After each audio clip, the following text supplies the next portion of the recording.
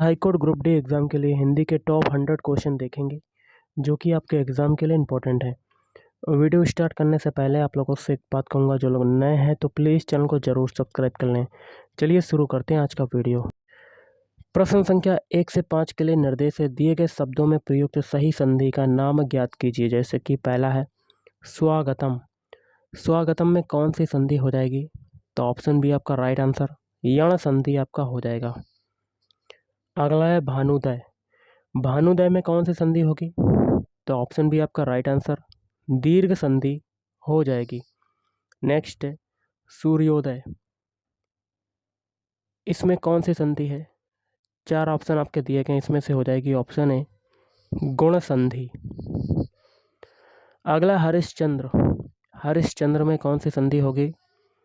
Option C आपका right answer, विसर्ग संधि। नेक्स्ट है उच्चारण। 4 ऑप्शन दिए गए, उच्चारण में कौन सी संधि होगी? तो ऑप्शन है व्यंजन संधि आपका राइट आंसर हो जाएगा।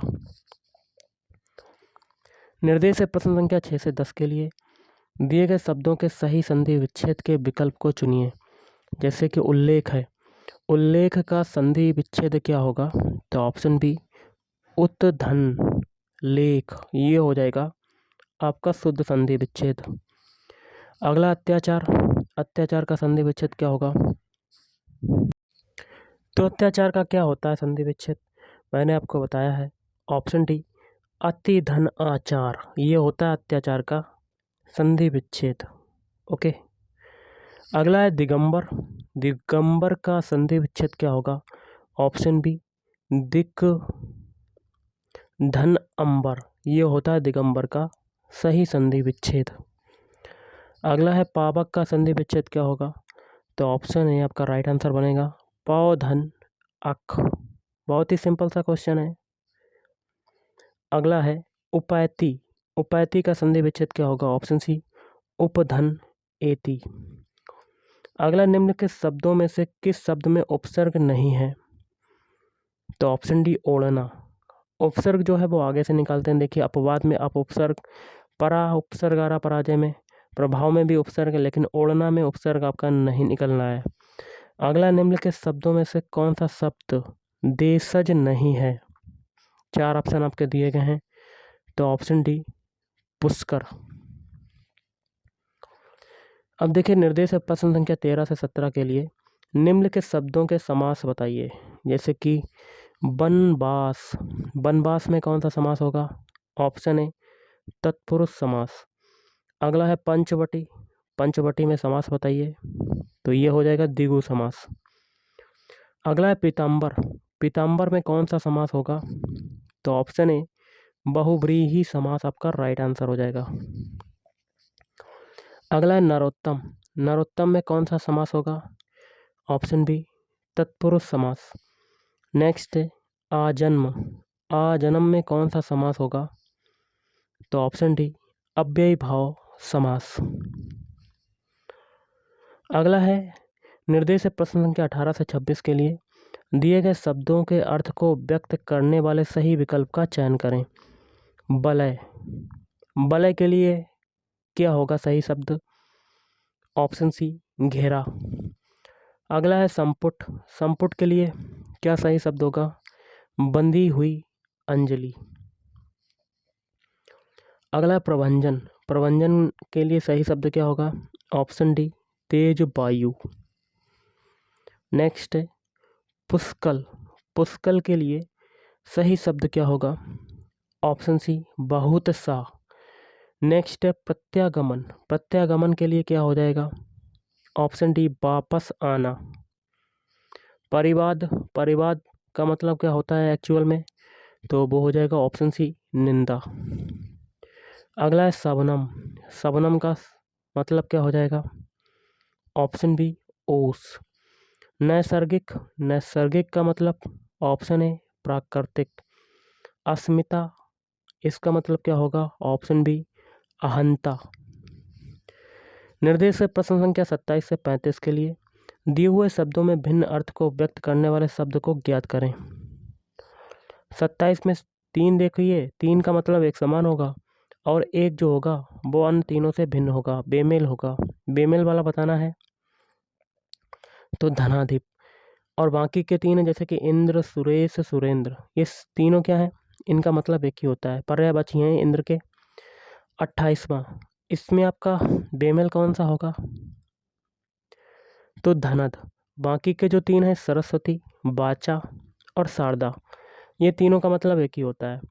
अब 29वें में आपको बताना है कि बेमेल कौन सा है तो भार्या। बाकी के तीन जो हैं वो पुत्री के पर्यायवाची हो जाएंगे, आत्मजा, नंदिनी, कन्या। और 30वें क्वेश्चन में आपका बेमेल कौन सा होगा, बिसिख, बिसिख। बाकी के तीन का मतलब एक ही होता है, मोर का पर्यायवाची सारंग, सिखी, मयूर। अब देखिए अगला है आपका 31वां क्वेश्चन। इसमें आपका बेमेल कौन सा होगा, ऑप्शन ए तुरंग। बाकी के तीन का मतलब एक ही होता है, मृगेंद्र, मृगराज, व्याघ्र। इन तीनों का मतलब एक ही होता है। अगला है 32वें क्वेश्चन में आपको अलग बताना है तो ऑप्शन भी आपका अलग हो जाएगा, नील। बाकी के तीन का मतलब एक ही होता है, पावक, अनल और कृषाणु। नेक्स्ट है 33वां क्वेश्चन। इसमें आपको बेमेल बताना है तो इसमें हो जाएगा तल। बाकी के तीन का मतलब एक ही होता है, आकाश के पर्यायवाची हैं व्योम, नभ और गगन। 34वें क्वेश्चन में आपको बेमेल बताना है तो जलज। बाकी के तीन का मतलब एक ही होता है, लोचन, नयन, चक्षु। ये सभी आँख के पर्यायवाची हैं। 35वें क्वेश्चन में बेमेल बताना है तो कालिंदी। बाकी के तीन का मतलब एक ही होता है, भागीरथी, सुरसरिता और जहाबी। अब निर्देश है प्रश्न संख्या 36 से 42 के लिए दिए गए शब्दों के सही विलोम शब्द वाले विकल्प को चुनिए। तो अज्ञ का विलोम शब्द क्या होता है, अज्ञ का, तो इसका होता है ऑप्शन सी विज्ञ। यथार्थ का क्या होता है, ऑप्शन सी कल्पित। कटु का विलोम शब्द क्या होता है, ऑप्शन ए मधुर। अगला है नीरस। नीरस का विलोम शब्द क्या होगा, ऑप्शन बी सरस। क्या हो जाएगा, सरस। ओजस्विनी, इसका विलोम शब्द क्या होगा, निर्जस्वी। अर्पण का विलोम शब्द क्या होगा तो ऑप्शन ए ग्रहण। अगला है गत्यात्मक। गत्यात्मक का विलोम शब्द क्या होगा, ऑप्शन बी स्थिर। निर्देश है प्रश्न संख्या 43 से 47 के लिए दिए गए वाक्यांश के भाव को व्यक्त करने वाले सही विकल्प का चयन करें। जिस स्त्री का पति जीवित हो उसको क्या कहते हैं, ऑप्शन सी सद्भा कहते हैं। अगला अनुचित व्यय करने वाला क्या कहलाता है, अपव्ययी कहलाता है। अगला जिसके पास कुछ ना हो उसको क्या कहेंगे, अकिंचन। जिस पर अभियोग लगाया गया हो उसको क्या कहेंगे, अभियुक्त। मोक्ष प्राप्त करने की इच्छा रखने वाला क्या कहलाता है तो ऑप्शन डी मुमुक्षु। अब निर्देश है प्रश्न संख्या 48 से 52 के लिए दिए गए वाक्य के लिए प्रयुक्त होने वाले सही विकल्प का चयन करें। फेंक कर चलाया जाने वाला हथियार क्या कहलाता है, अस्त्र। जो आंख के समक्ष ना हो उसको क्या कहेंगे, ऑप्शन बी परोक्ष। जिसका इंद्रियों से अनुमान ना हो सके उसको क्या कहेंगे, ऑप्शन बी अतीन्द्रिय। ऐसा रोग जिसका उपचार संभव ना हो उसको क्या कहते हैं, ऑप्शन डी असाध्य कहते हैं। जिसको माता पिता का आश्रय ना मिला हो उसको क्या कहेंगे, ऑप्शन सी अनाथ। निर्देश प्रश्न संख्या 53 से 60 के लिए दिए गए मुहावरों का सही अर्थ बताइए।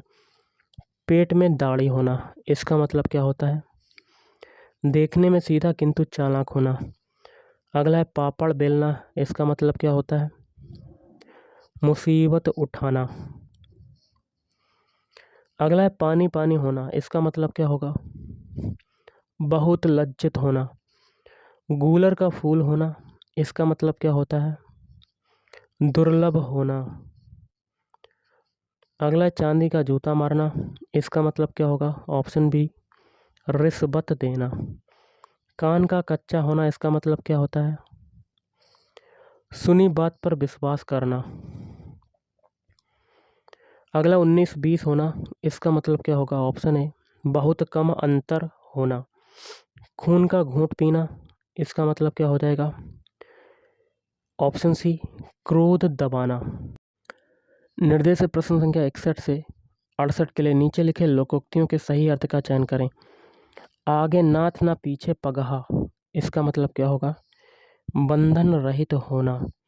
अंधे पीसे कुत्ते खाएं तो इसका मतलब क्या होगा? ऑप्शन सी लाचारी का अनुचित लाभ। अगला अधजल गगरी छलकत जाए इसका मतलब क्या होता है? कम ज्ञान का अधिक प्रदर्शन। अगला है कहाँ राजा भोज कहाँ गंगू तेली इसका मतलब क्या होगा? ऑप्शन सी बड़े लोगों के साथ छोटे लोगों की बराबरी नहीं हो सकती। अगला है जस दुल्हा तस बनी बराता इसका मतलब क्या होगा? ऑप्शन डी जैसा व्यक्ति वैसा वैसे साथी। अगला है 3 लोग से मथुरा न्यारी इसका हो जाएगा ऑप्शन सी जरूरत से ज़्यादा बड़ाई करना। अगला है थोता चना बाजे घना इसका हो जाएगा ऑप्शन बी ओछे व्यक्ति अधिक दिखावा करते हैं। अगला है खग जाने खग ही की भाषा। ए का मतलब हो गया ऑप्शन बी समान प्रवृत्ति वाले ही एक दूसरे को समझते हैं।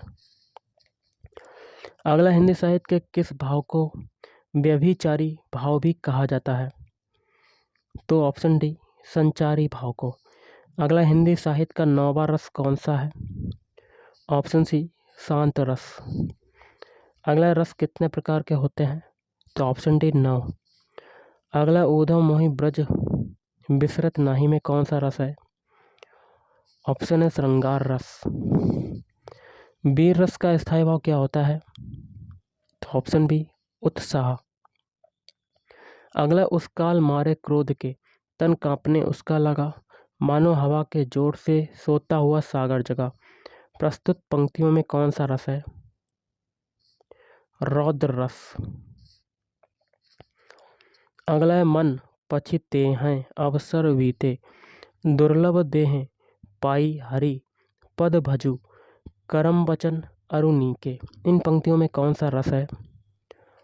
भक्ति रस। चौपाई के चारों चरणों में कितनी मात्राएं होती हैं? 16।